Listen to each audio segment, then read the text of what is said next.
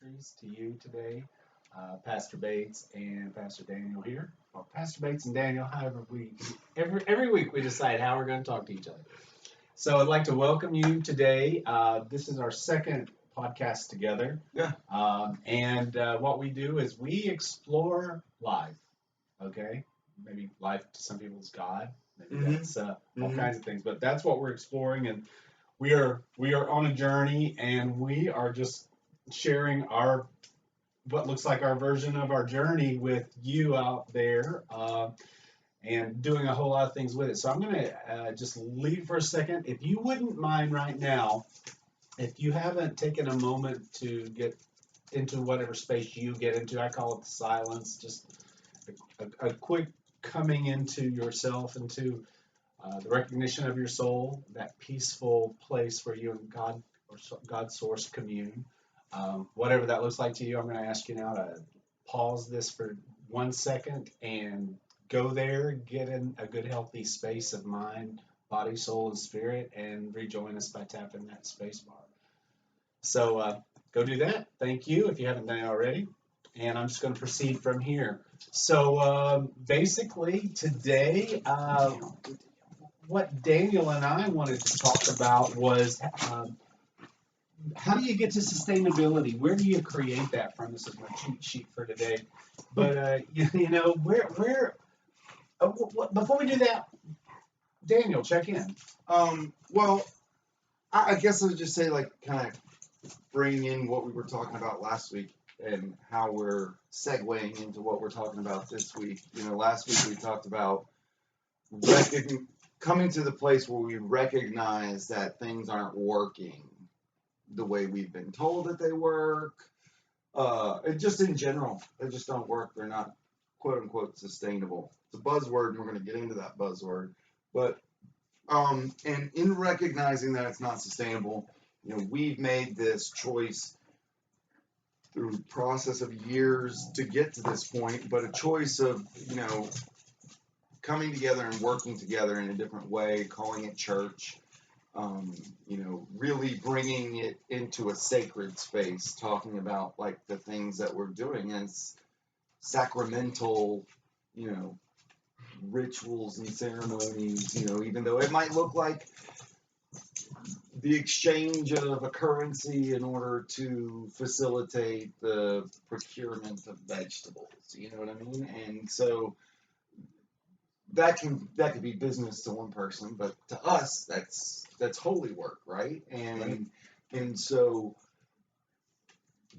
so now you just said we're wanting to talk about sustainability, and so what does sustainability look like within the context of holy work? Has it become a buzzword, or are you really working on it? And do we understand it and what it means to each of us? Because sustainability to each and every one of us is going to look entirely different. We'll have commonalities with other people that are on a journey to be more sustainable, to live a sustainable life. But I think when I speak of sustainability, I'm speaking one more level, which is authentic sustainability, authentic being, and living your authentic life. And in that journey, you simply become sustainable. Well, more sustainable than you ever were before. Well, so let's talk about that, though, because I think that it requires us to come back to that word sustainability and to talk about what that means for us, what that means as a buzzword. Yeah. What are those perceptions? Because a lot of people talk about being sustainable and their businesses are sustainable and sustainable economies and blah, blah, blah. Or how about another good one, conscious capitalism or conscious businesses, things like that try to even further entrench these ideas into a framework that I would say is not sustainable if we're going to use the common language, version of that the word. Easy sustainable. Let's talk about that thing. So what does sustainable mean? I mean, when we talk about that word in common language on Facebook, in our talking with people on the street, if we're at the grocery store or wherever we're at, because I don't go too many places these days.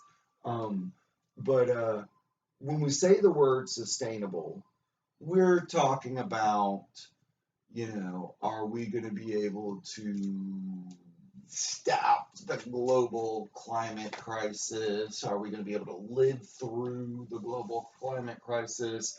Is our energy going to continue to tap resources that are dwindling? It's a very resource value based hierarchy. We need to put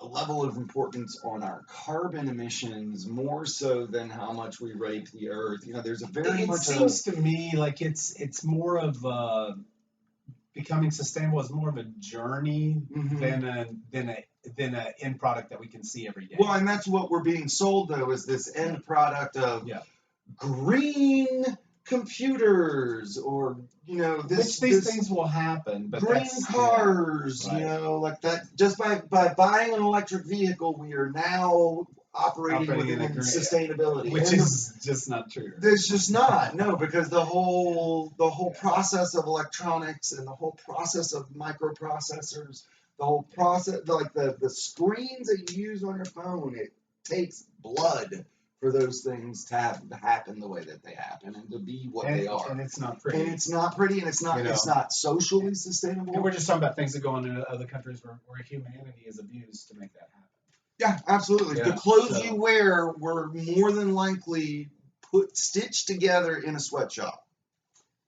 It's the way it is, folks. And so it's when we start. So we're talking about sustainability on a world or national level and some of the things we were just talking about. But so we've also got to talk about sustainability inside me. Yeah. So and that's where we dial in our definition of sustainable. What does sustainable look like to you, Bates? What does sustainability look like to me? Because the definition in the dictionary, whatever article on this, that, or the other, does not matter what side of the political spectrum it's from. Doesn't matter. What does sustainability look like to you? It's where each of us as individuals are looking at where we come to be sustainable. And to me, like so many other homesteaders and people that have kind of moved out on the land or tried communities or done those kind of things, but I believe we come from this place of simplifying. For the physical side of it, I don't know what you just did, but for the physical side, we are learning to simplify our lives, and by doing that, we become more and more sustainable. The more we buy into the culture, the more we buy into the big city, and I'm not saying living in a big city is bad. I'm not saying anything like that. But it's not sustainable. But it's not sustainable.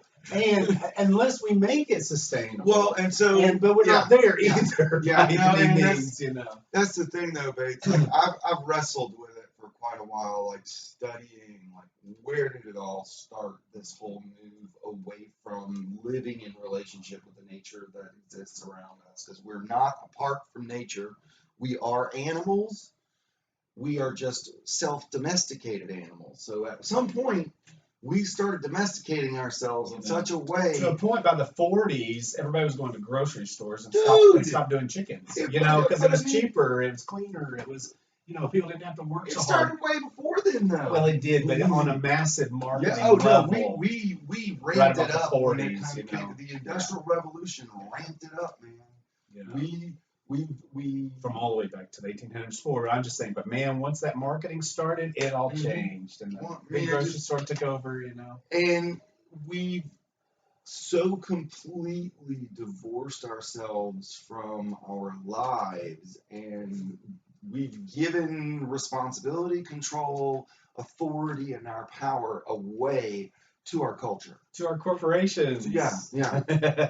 Who now you see what they do. Yeah. Well, and to our government, to our medical systems, to everything. Like, we have, generally speaking, do not make decisions on our own. We make decisions that have been made for us. We choose, which option. We choose a side based off of what we've been taught is the way to do things, and it doesn't work. It's not sustainable, quote unquote. So again, sustainable. The word means so many things. The word of sustainable, and the word too. But the word sustainable is truly, it's powerful in so many dynamics, and I really feel like you are on a conscious God-filled kind of spiritual journey, you are searching for sustainability right now. Yeah. Because you're very aware of what's going on in the world around us. You're very aware of your own spiritual side, which we, spiritual, physical, emotional. We haven't gotten into spiritual and emotional yet. We're just still talking about the physical side. And I think it's all tied together. It is. Truly. Well, and I think the word sustainability, I don't even think you really need to define it so much as to ask the question that it's begging to ask, which is, am I able to sustain what I'm doing right now? But for the sake of conversation, that's why we are discussing it. Yeah, no, absolutely. Yeah. So he can bring the awareness not only to you, or maybe we're just giving you, maybe we are a confirmation of something you've been thinking because we're saying it right now. Because I know it's how it works for other people when they tell me what they just went through, and I'm like, oh, it's a confirmation we are moving forward on our spiritual journey and moving within. Are you able to sustain going to a grocery store for all of your food needs? Is that sustainable? Is that not from? Well, I mean, I guess you could make it sustainable if you wanted to. Well, but it's not because it's not because it's going to collapse at any time. It is collapsing. That's the thing. It is collapsing. So it's not. You're not able to sustain it and maintain a certain level of health. Mm-hmm. I mean, well, for one, we talked about this last week. The food that you buy in the grocery store, regardless of which grocery store you go to, I don't care if it's Whole Foods or Publix or whatever, that food is not going to have the nutrient density that food of food that you grow yourself or that someone is growing in a front yard or backyard garden on property that they have eyeballs on every day. That's right. Because otherwise you're looking at things being grown in greenhouses. You're looking at things even being grown on a family farm, but they're grown at such large quantities that they have to use chemicals, whether they're organic or not, in order to maintain the health of these plants. And because it doesn't matter how good of a farm we're not judging anybody here either. We're just saying this is what it exists within the industrial agricultural system, and it operates on the mind frame of the industrial agricultural system. The nutrient density of the produce, the grains, whatever's being made, even animals, is not going to be nearly what you would see if you were working on a naturally farmed group. And the reason we talk about that with sustainability is not just for the food portion, because we were actually talking about sustainability within you. So part of becoming sustainable is learning to live without things that don't serve you, which would be chemicals, pesticides. You don't know what is going on. Twinkies, soda, Bates. Soda. I gave up soda years ago. You used to see me drink 2 liters a day. But that's part of your sustainability, because you are learning to sustain yourself in the healthiest of ways. It's not just about what you're eating or what you're drinking. You're learning to sustain yourself so that you're healthy, so you don't need to go to the doctor all the time. Well, and there is something to be said, though, Bates, about by maintaining the physical health, you're not sick, and your mind isn't as clouded as it could be. Absolutely. And you're not actually spending time trying to maintain health when you otherwise could be doing something else. Thus, you are being sustainable. Yeah. It all works right together, Because, I mean, most of our illnesses, straight up, are stress and anxiety and diet. If you get a handle on those two things, you're going to clear up a lot of your depression and stress and anxiety. And Chi Life Ministries, honestly, this is what we are here to serve you, and you are here to serve us. And it's water. It's water. Because we have well water here now, and we can drink live water, and that's like the coolest thing ever when you know the difference, and you're at home having to be unsustainable by the chlorine, by the amounts of chlorine that are put into the water. Speaking of which, like, man, you can sit there and you can Kills the smell water. it, man. You can smell it when you pour it out of. Dr. At Moto. my house, we had to put something on there to get the chlorine out. I got to find this book. You keep talking, but I'm going to find this Dr. Moto book on the water because I just ran across it last night putting things here. You did run across it last night. You showed it to me. It's a little blue book. I don't know where it's at, though. He also has the Nonviolent Communication book, which I highly suggest it. Marshall Rosenberg. It's good stuff. Well, I'm sorry. I don't know. Well, so sustainability, and so we were talking about physical sustainability, and that goes beyond just diet, but that goes to your needs being met in a roundabout way. So in order for us to engage in the current system, the current game that's being played, so that we can get our bills paid. I mean, at the very least, our bills paid, because I'm not privileged enough to where all of that's taken care of, guaranteed for, by some trust fund or some shit like that. Right. And most of us don't have that. So there comes a level of engaging with the system that you have to do in order to maintain some level of sustainability. So engaging with the blood money system at some level of sustainability. Like I said, to have your physical needs met, roof over your head, your bills being paid, that kind of stuff. So part of why we've built this idea of a church is to give us a way to engage with that system through a different set of agreements rather than the old agreements that we were forced to make, like go work a 9-to-5 job, go, donate plasma so that I can pay my bills by the end of the week. Those kind of things that we're just not wanting to do anymore. I worked 9-to-5 job for a long time, and I will tell you, it did not feel sustainable. I was depressed. It was stressful, and I was good at it. But and again, sustainability. Okay, so let me just go and hold that thought. But I do want to tell you where you are. You are at, and we forgot to mention this in the beginning, but this is Chi Life Ministries. Then we're calling these our Fireside Chats, right, Daniel? Yes. Fireside Chats with Pastor Bates and Daniel. Pastor Bates, Fireside Chats, Pastor Bates and Daniel. It still makes me giggle a little bit. But anyway, it's nice to have you with us. If you're just now joining us, we are discussing sustainability and the various aspects of sustainability and just how big the word is and how important it plays into our authentic way of being in life, and how it's almost like the two, sustainability and authentic living, they kind of work right together, and the more sustainable you get, the more authentic you get.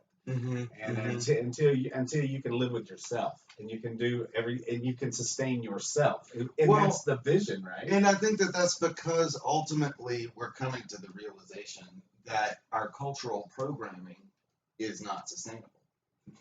It's terrible. It's just terrible out there. Look at it. It's just a disaster. We're in the process of getting rid of your cultural programming. That's shadow work. That's, dealing with your bullshit, or, that's getting all the trauma that people go through and they talk about. And it's real, but sometimes you have to go through that trauma. You got to find your way through it, and you must. And there's ways to do that, and that's what we here at Chi Life Ministries. We got tools for that. We got tools for that. We want to help people with this, and some of the tools that I may use or Pastor Daniel may use may look different. But if you resonated to someone for healing or for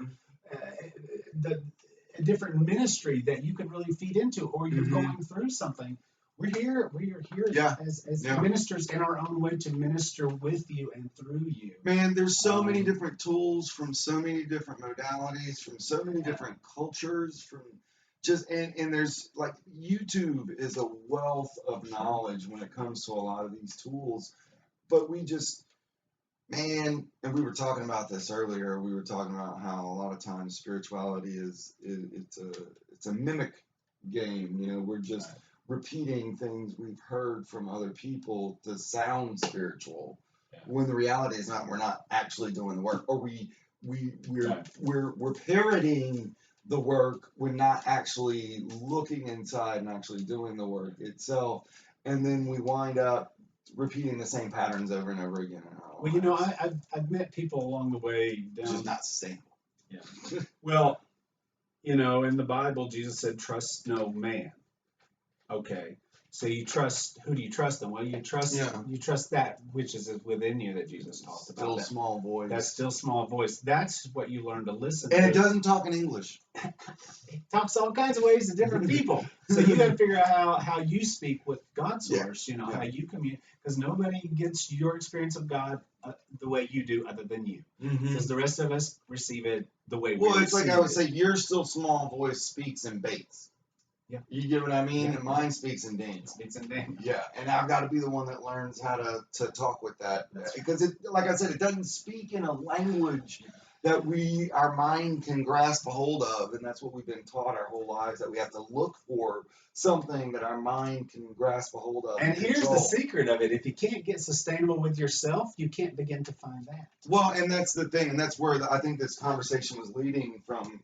We were talking about how it plays a part in our individual lives through our spiritual walk and then our emotional relationship with ourselves and with other people around us. And, man, you were looking over those books, and I mentioned the Nonviolent Communication book. That book really, that specific modality of work, nonviolent communication, Marshall Rosenberg. I highly Sorry, that's suggest backwards, isn't it? Kind of hard to see it, but you get an idea.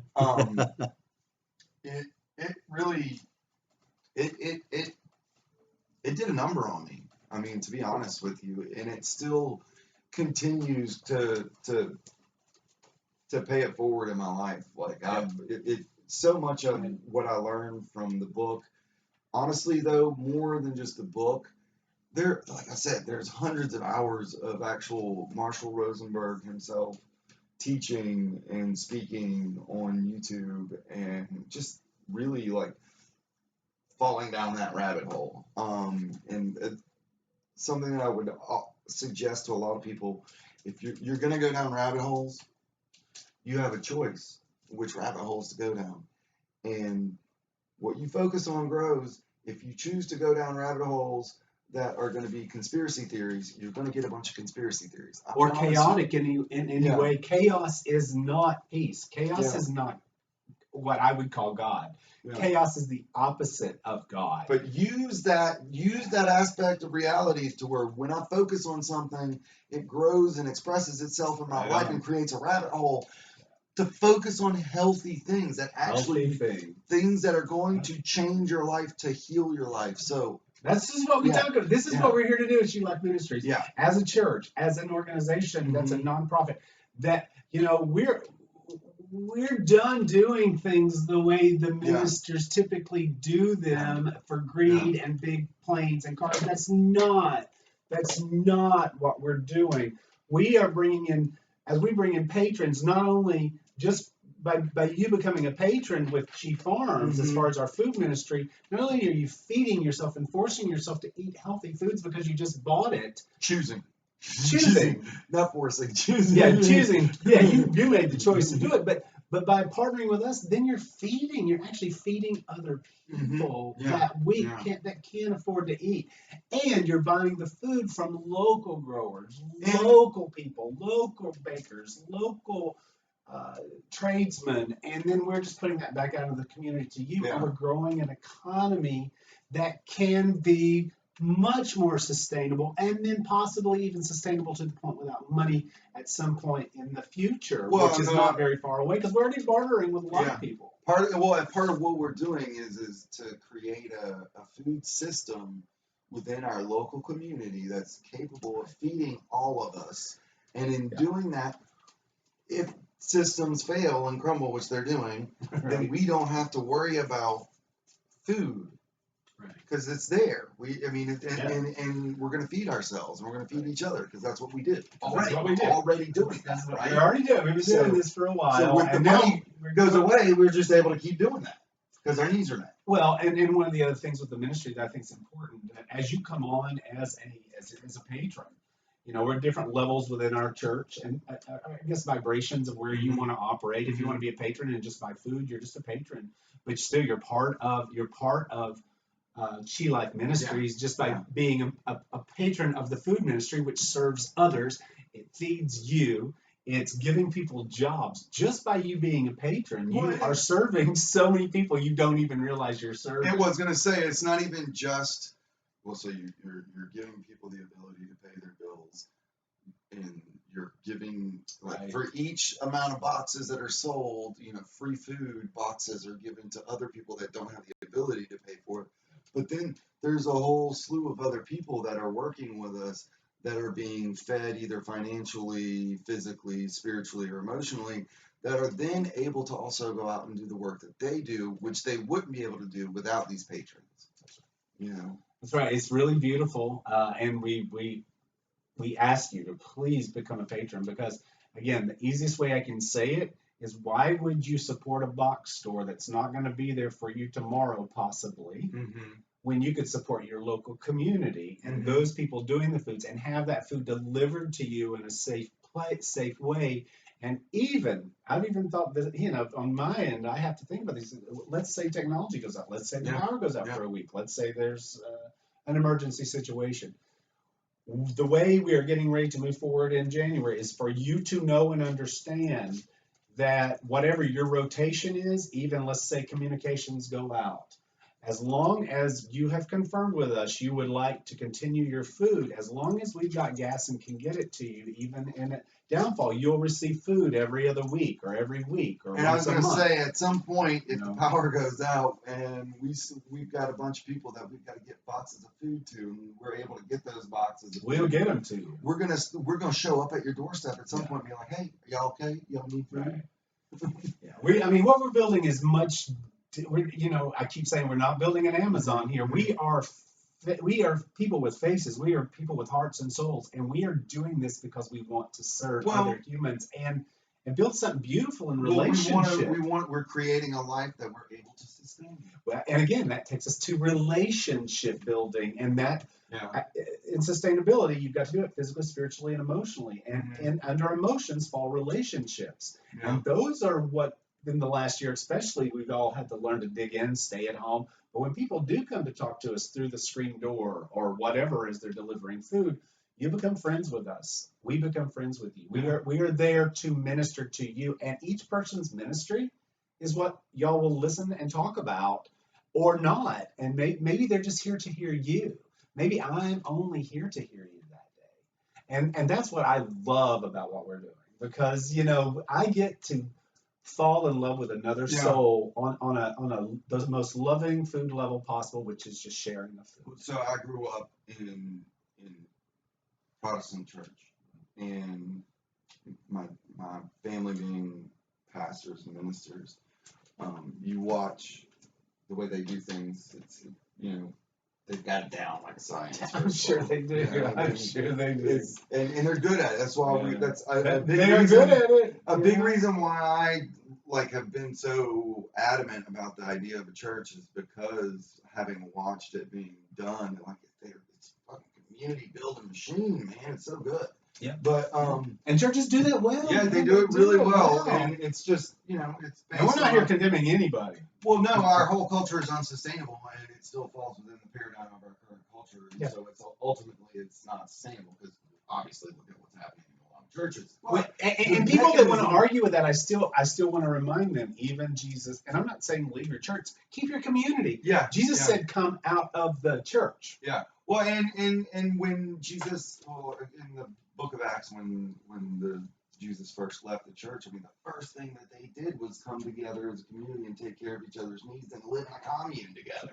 Right. It's the early church. And so somehow we've made commune an ugly word, which doesn't necessarily mean anything ugly at all. But it's like they're trying to sustain themselves with their own food so they can be more sustainable and take care of themselves. And then society says, it's a commune. They literally sold all of their stuff and came and brought all their money together and gave unto each other according to their needs. According It to says the it. word, right? Yeah. And then we condemn it today. Yeah, no, it's We not- made it an ugly word, and it shouldn't be that. Yeah, I was gonna say the Christians nowadays call it socialism and communism.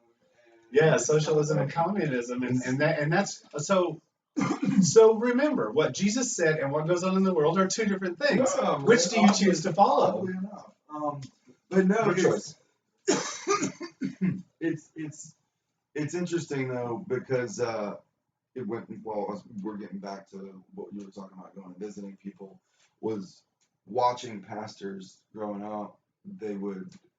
So their church was on Sunday, and Monday was visitation day. So the pastor would then go and visit anybody that didn't make it to church on Sunday, any of the sick people, or just anybody that needs a visit, really. Not necessarily even people that did make it.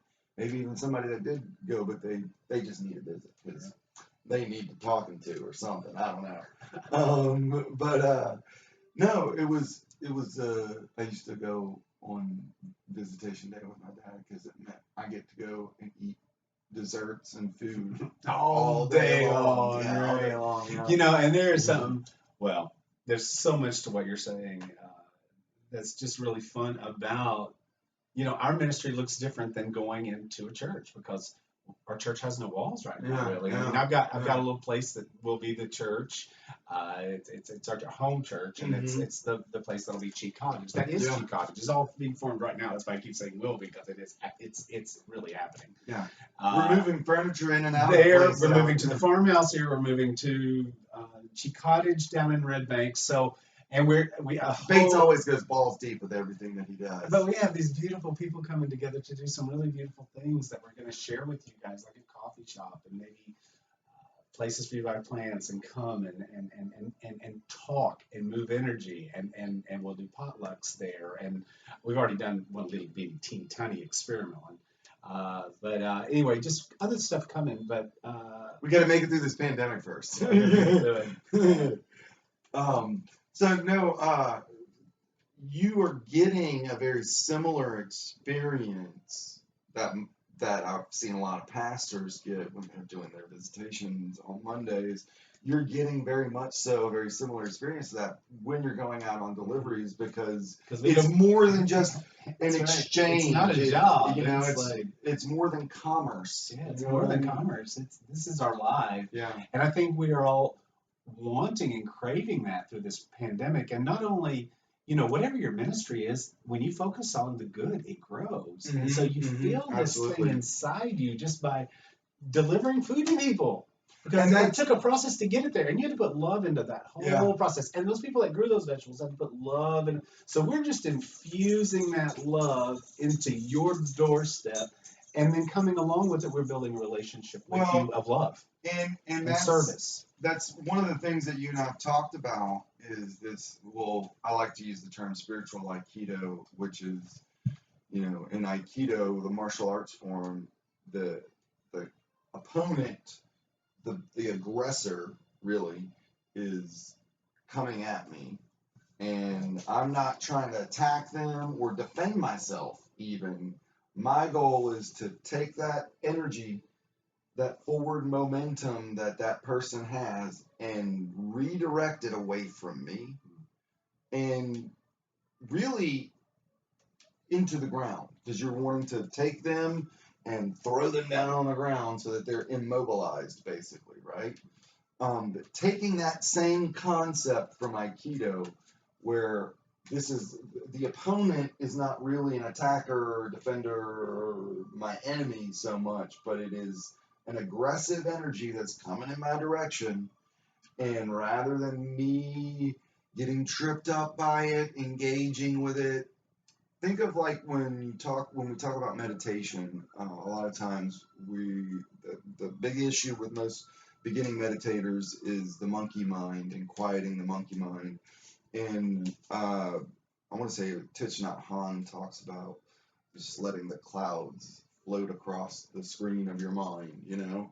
And it's that same kind of thing going on, you know. In culture and society, we've got this energy The mind wants to capitalism. connect to each cloud that goes, Yeah. and you Oh, let yeah. it just float Yeah. on by. No, and so like we've got this money system, we've got this business system, we've got capitalism that's going on around us, and it tells us this is the only way to engage in getting your needs met is to being a capitalist, to engaging in the system, even if it's like a conscious capitalist or whatever.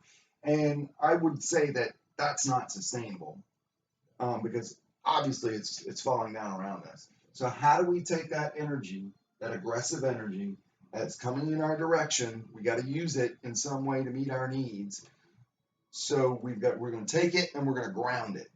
We're going to put it in the ground, literally put it in the ground, because food and seeds and growing things, it nourishes us. Well, and the whole education that separates us out there in that world, religion, politics, when we bring it back to food, I don't care if you're a liberal or a conservative or a Democrat or a progressive or a Republican, or all that goes away. Mm-hmm. And you get to work on the love of food, and you can put away all those other things and just do what we were told to do: feed the people, feed the poor, feed those in need.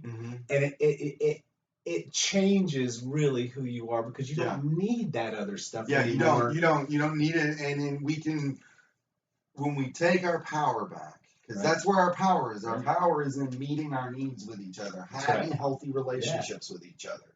So when we start putting that into action, when we start addressing our spiritual needs, when we start addressing our physical needs and our emotional needs, and really being authentic about it, doing the work, getting out of the pre-programmed responses to reality and how we're supposed to act about things, and owning our emotional state. When we start doing all of those kind of things, then we start, it becomes very uncomfortable to go to those 9-to-5 jobs. You know what I mean? It takes years to get some out of us get fired because we're that uncomfortable. Well, and some of us, have been worked on it for as many years as we can remember in the work world.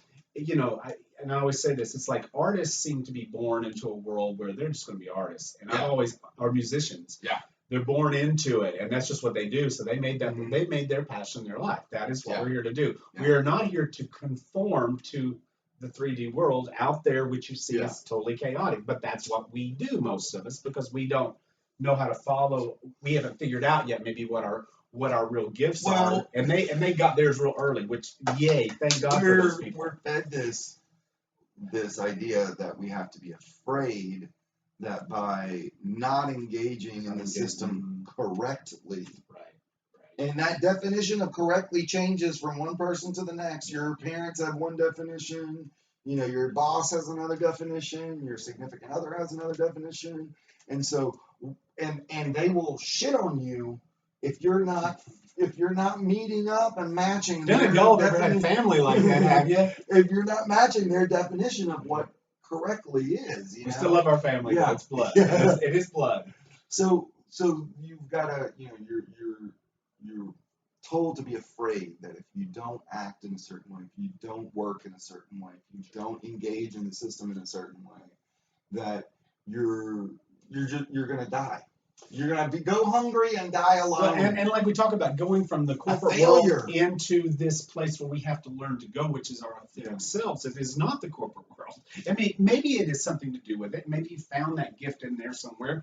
I don't know. Mine had to come outside of the corporate world. I had to come build something for myself, and I had to do it many times. And I went back into the corporate world so many times. If the power goes out, that corporate job goes away. I'm telling you, man. Well, all I'm saying is the journey. It's taken all of us a journey to get to the place where we are now. If we're not living in that strictly corporate world anymore. Yeah. And so many of us are not living there anymore because it did not sustain us. Yeah, and it could not sustain. Well, and it's sinking, and so how do we engage with that sinking ship and not go down with it? And that's why organizations, I'm sure, just like what we're doing, I'm seeing them pop up now. When we first started Chi Farms, even with the relaunch in February of last year, I didn't see any out there yet doing deliveries and everything that we're doing here at Chi Farms as a ministry. But now, one of our folks, Ben, sent me a thing, and there were at least 5 now around the country doing what we're doing, almost to a T. Yeah. So I think we are all waking up. The 100th monkey, we're waking up. We need to be sustainable. Yeah. Number one, with our food, Yeah. and number two, with our shelter. Those are Yeah. on Yeah. Maslow's hierarchy of needs, right? And it's food, it's shelter, and Yeah. what's the other one? Well, okay, so the bottom rung is going to be food, shelter, homeostasis, excreting, and Why don't you explain replicating. those words? Okay, so And I'll be for right those back. who don't know, there's an old white guy that came up with what was called Maslow's hierarchy of needs. I guess he called it the hierarchy of needs, and then it was labeled his hierarchy of needs. But according to Maslow, in order for any human being to live, the very bottom rung of the needs that have to be met in order for that human being to actually exist and live enough to pass on life to the next generation, certain things have to be met. Homeostasis, shelter, food, you gotta piss, you gotta be able to take a dump. What else is it? Water, and sex. Yeah. So if you don't have those, then you're not going to be able to get to the next rung, which is where I have a difference with Maslow. I don't see it as a hierarchy; they're all interconnected, which is relationship, community oriented. The next one being spirituality after that, and what I've actually found, though, personally, is that that bottom rung of Maslow's hierarchy of needs, what are considered to be the more primal needs, are actually really, I mean, when they're explored to their fullest, like take care of everything. So it's an interesting way of looking at things. I reference it quite a bit. You'll hear a lot of organizers referencing it a lot, because the reality is that that bottom rung has to be met in order for anyone to be able to even be within an even playing field, within the ability to actually be able to have a happy life, a sustainable life. You have to have that bottom rung met. And so it's why we focus a lot on, within activism, community organizing, sustainable community, intentional communities. There's a large focus on the lowest rung of Maslow's hierarchy of needs, because until those are met, the rest of them are elusive at the very least. And you have poverty, and you Yeah. have the wealthy, and you Yeah. have all these extremes where you could lead a pretty balanced society and life. But you know. don't, because you have the all the money and all the benefit of the work of the lower end of the spectrum is going up to the top, and you have the socioeconomic divide. It's not sustainable, and we're not talking about socialism and all the money going back to all the people and all that kind of stuff. No, I personally just don't think, as someone who's studied this for quite a while, I don't think civilization as a whole is sustainable. And what we need to be looking at is creating systems that are going to be sustainable at least 7 generations into the future. Absolutely. And the thing specifically 7 generations into the future, and each next generation has to make sure that they're sustainable for 7 generations into the future. And what we have to do too is we have to realize there's a propaganda machine out there that is so pervasive that it's made good things turn into bad things. Oh, absolutely. So what we're doing, what we're talking about, we are really not talking about anything much different than going back about 3 generations to our grandparents' times and looking at how they did things. And as far as growing food, we're just saying we need to go back there and take the information we've learned, take the information that we've learned along the way, and utilize what's positive for the environment and positive for our food, not things that are going to harm the food or us or our environment. So anything that takes us to a healthier place, we utilize from these years. But so don't think people are radical when they're talking about some of the things that we talk about. we are going back to your grandparents. Yeah, no, absolutely. And so it's totally the opposite of radical, but you hear in the publicity when people talk about, sustaining people, and they've made it a bad word. It is not a bad word. They are using the word against you. Yeah. Trust no man. Do not listen to those machines. Listen to what's within you, and you will come to an understanding like so many people do now of what's really happening, because we're trying to listen to that still small voice. I like the word that you used, radical. I actually really like that word. Because Jesus was radical. Well, so the actual meaning of the word means from the root. Radical. It's where Like a radish. Yes, exactly. Right, exactly. Where that word comes from. Radical. From the root. From the root of the root. Yeah. And so it is radical what we're doing. Because it's not what corporate world took it to be. We're addressing we're the back root. at the beginning. We're addressing the root of the issue, which is our relationship to the land, our relationship to the food that we eat, our relationship to each other, and how those play together in such a way that creates for a healthy community. And you have jobs when you do it all. And you bring your gifts to the table. And you can't come to me and say, hey, Bates, what can I do? You come to me, or any of us, you go to people and you say, hey, this is what I have to offer. Analyze what's going on and then find your place. Yeah. Because you will have a place in places like what we're doing, even within your own ministry, whatever that might look like for you. You want to collaborate with Chi Farms in some way on products, services, trades, blah, blah, blah, blah. As you get to know who we are and how we support each other within an entire city.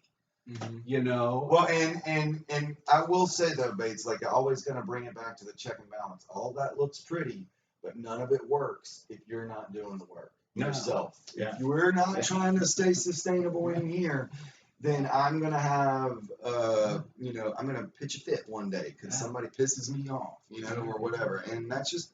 I mean, part of being a collaborative partner with Chi Life Ministries or let's just go Chi Farms, right? Yeah. Is you give back something, and we're going to do an energy exchange, and we as Chi Farms are going to say, well, that looks like we could support you in a loving way. And what you've given me information on, that's an even exchange. That's something that looks like we could collaborate and work together to benefit not only ourselves, but everybody in the collaborative. Yeah, and not measuring it with worldly standards of value, and not seeing, we don't have to look at these exchanges of energy like you're saying. The same way you've ever looked at them. We can have conversations to where we understand where everybody's coming from and get our needs met. And if that sounds confusing, it's not. You just have to bring yourself to this place where, okay, let's give them an example of that, Daniel. Some people may have not bartered before. Maybe they don't know how that works. And so let's say I've got 12 chickens out there, and you want to buy them from Chi Farms or something. How do we barter that? Well, so I like eggs, Bates. I actually go through a lot of eggs every week. And so the way I would look at it, rather than even looking at it from a bartering kind of way of looking at things, I would say that I would hold myself accountable to you in your life and start to invest in your life. So that may look like, hey, I can swing a hammer. Do you need help with the chicken coop? And to the point where I really do. Yeah. Well, so because we need those things. So that's going to strike an interest because he's seeing what we're doing. Yeah, and what that creates is a relationship between the two of us. So then it becomes natural for you to say, hey, how many eggs do you want today? Yeah. Because I've got all these eggs, and you need to have some of these eggs because you've been helping out around here. It becomes less about. So, like, I'm okay with barter and trade and all those things, and we can talk about exchanging. If we're talking about one-time exchanges, you know what I mean? Yeah. But the reality is that I want to go beyond even barter and trade to where we're holding ourselves accountable to each other in our lives in such a way to where the exchange between us is just a natural flow of love, because why wouldn't I give you eggs? Right. You know what I mean? Why wouldn't I give you eggs? Yeah. Of course I would give you eggs if you want eggs. Because you need eggs. You know what I mean? And guys, okay, so here's a really cool one. While we're talking about eggs, just throw into some levity here. The lady right down here, we're at the farmhouse today. Yeah. We were going to film from the cottage from the church. What do we call a church? But it's my parsonage down in Red Bank. It's a home church. Yeah. And we'll be doing a lot of activities out of there too. And I mentioned it, but we were going to film there, but we had work to do up here. I had to get the internet connected last night to the farmhouse. So we're up here at the farmhouse today and just decided to do this here.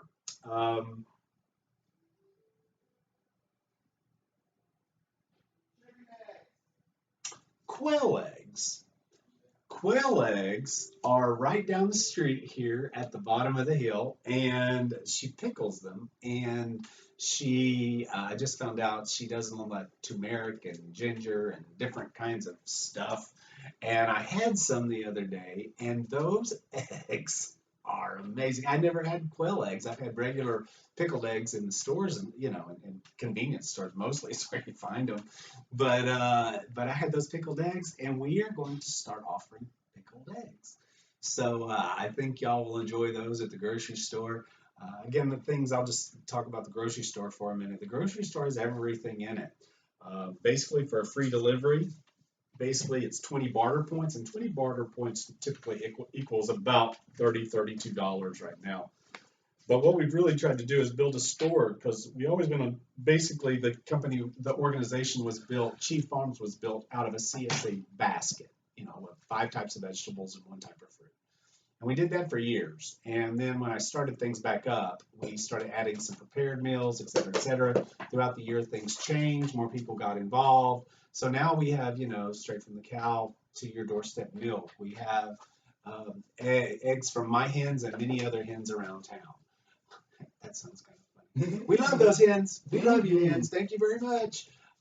So we have baked goods made from local amazing bakers that have fixed Thanksgiving and Christmas dinners. And we have our famous Chattanooga enchiladas done by another one of our people, the Needy Baker, the Needy Neighbor. Mistletoe Catering and more. Dawn Altrigot. We have Bethany, Kinsey out at Beck Archer Farms. So all of our meat come directly grass-fed, grass-finished. There is a difference. Do you know the difference between grass-fed and grass-finished, or grass-fed and grain-finished? Do you understand, all of that and why people choose grass-fed, grass-finished?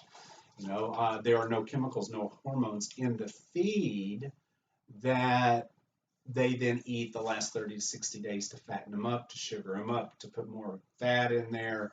And it does taste different than a grass-fed, grass-finished cow, which has none of that chemical stuff in it anywhere because it didn't eat the grain. No, I'm not judging it one way or another. It is the healthiest way to eat cattle, and it tastes gamier. But I love it.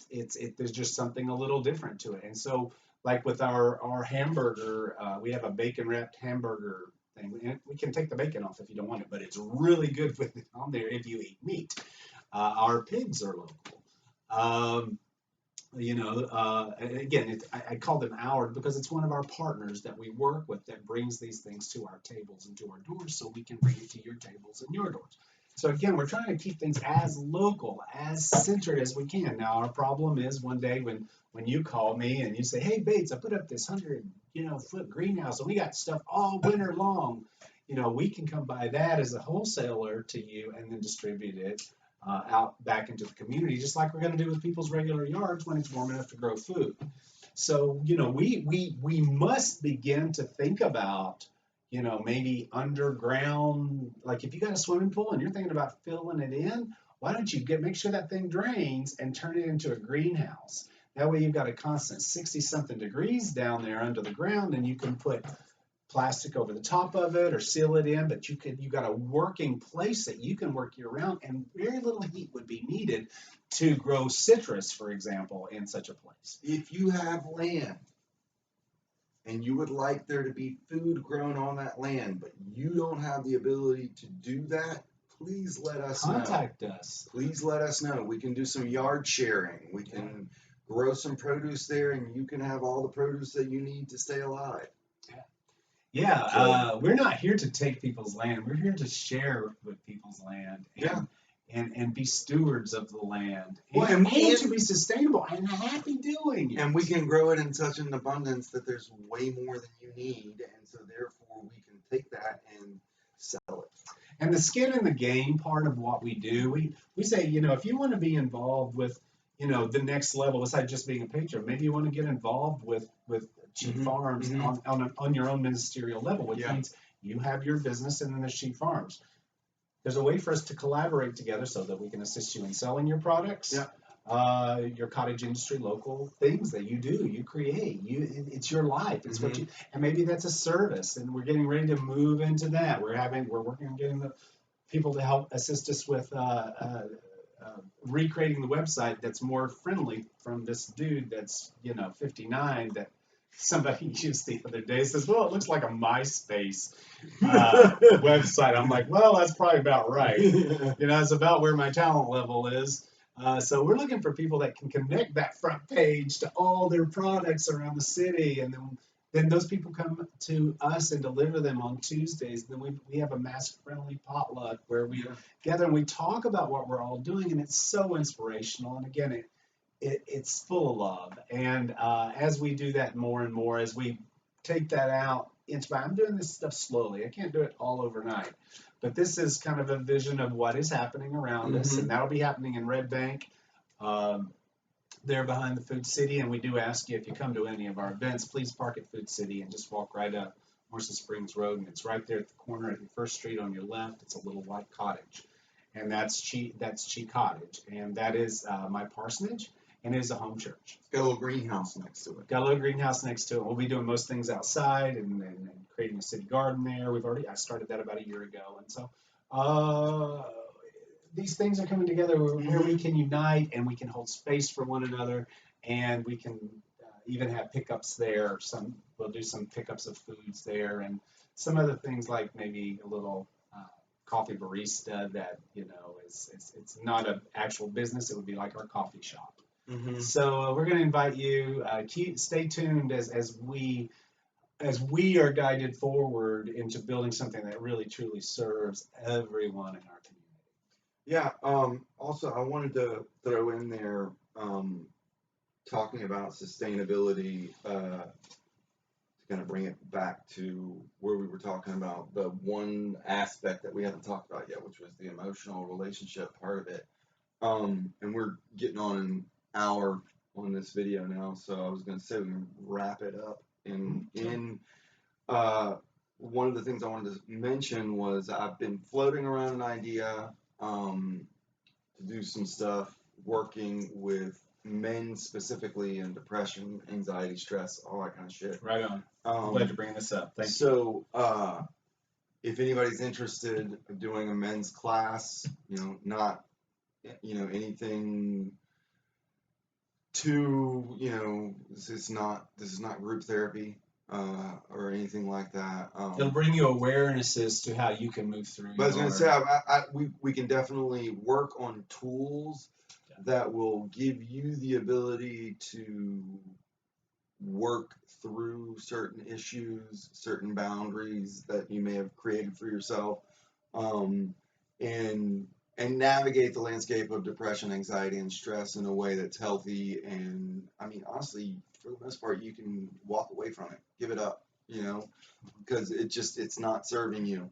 And because we're talking about sustainability, if we're going to be sustainable, we're going to have to be able to navigate the social landscape in a way that we're not raised or trained how to do within our culture. We're actually taught to be victims. We're trained to be victims throughout our lives, and to give away our authority, to give away our power, to give away and the way you contribute, if you want to contribute, is to start coming to some things.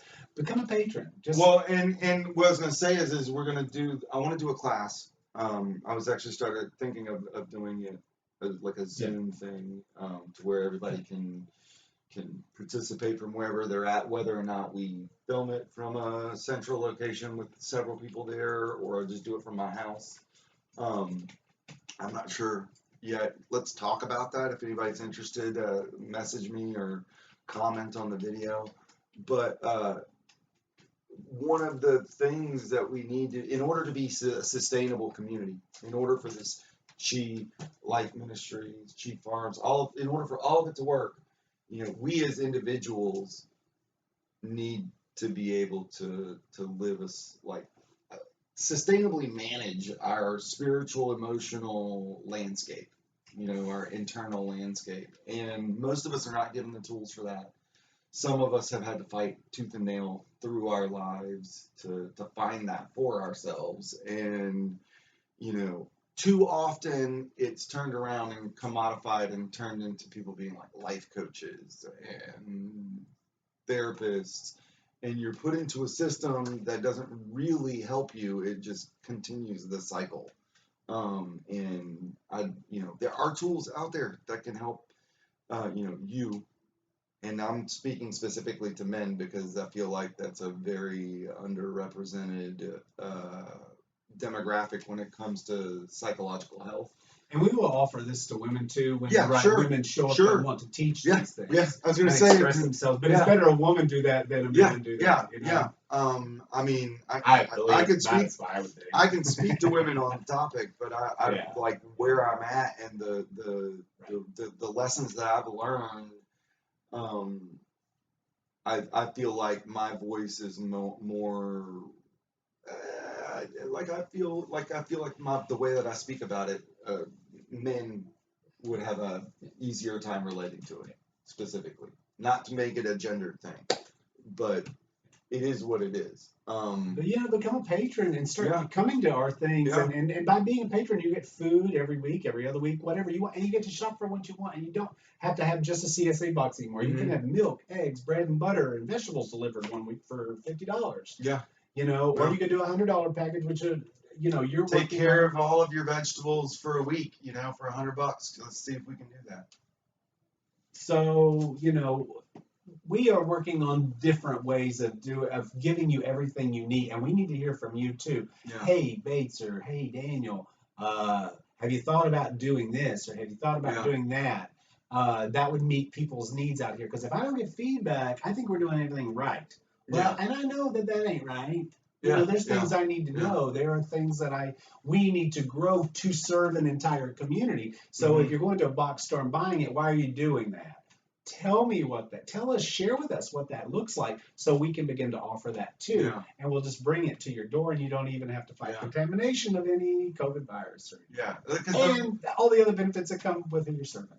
And the reality is that we want to be able to do that because it looks like already, like if Tennessee and Georgia keep doing the way that they've been doing, we may have another lockdown situation.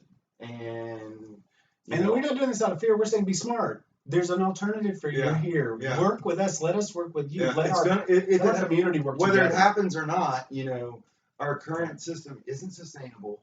We're working on a model that is sustainable. You can order food to take care of all of your grocery needs just about from home through us, delivered to your door. And you're taking care of people in your community. And it's healthy. Well, okay, now we do some cakes. But they're healthy cakes. They're local. Well, and I was going to say, it's up to you how you choose to consume these items once you buy them. Because, I think it's important to have healthy snacking. And think about this, guys. How many times did you go to church?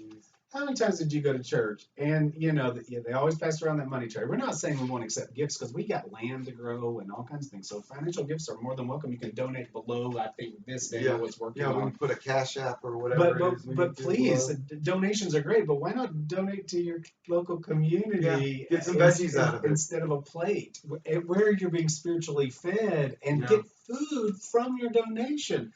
Not only are you just throwing money in the plate to serve an entire community, you're feeding yourself next week by a simple donation. The more times we keep that money within the community, the more it actually contributes to the wealth of that community. And so the more we can keep that money amongst us, circulating amongst us.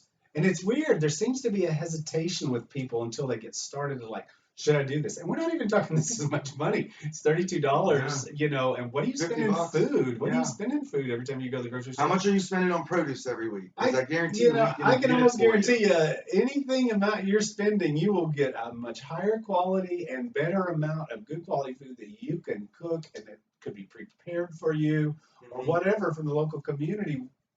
But there's a sticking point, and we don't quite understand what it is yet because people do hesitate. And maybe you could give me feedback. Why would people, other than we don't have what you want, so tell us what it is that you want, and we'll make that. Somebody in our community will want to make that, or they'll have a passion for it, and then you get that food that they have a passion for making, and you know it's going to be the best food you can put in your mouth.